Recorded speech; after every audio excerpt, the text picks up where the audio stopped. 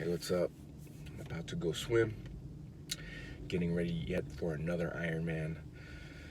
Gonna swim maybe 2 miles. Ironman's coming up. I want to talk to you guys about reading. Everything you want to know is in a book.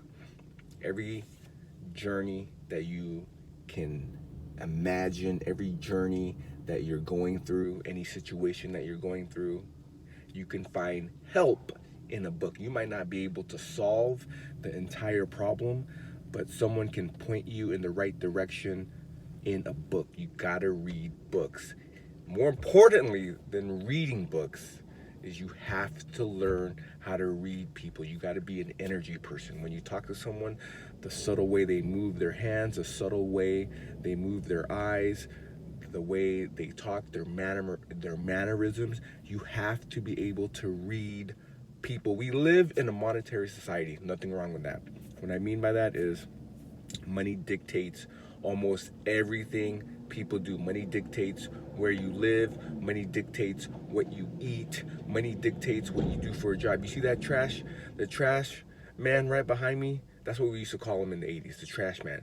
He's doing that for money. He's not doing that for free. The reason why the freeways are jammed up in the morning here in South Cali is because people are going to work. So people have ulterior motives when they talk to you. Sometimes.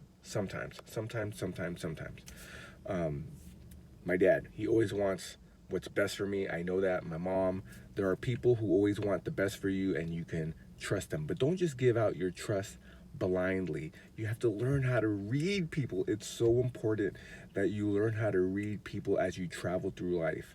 Okay, everyone should know how to read. If you don't know how to read, I'm sorry.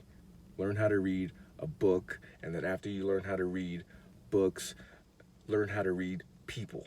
But if I had to pick what's more important, reading a book or reading a person to travel through life, I'd probably have to say reading people. It is so important and so vital to our livelihood. You have to know who's dangerous and who's not dangerous, because there's so much fake facade, just ungenuine, unreal people out there in the world that you can't let that mess you up.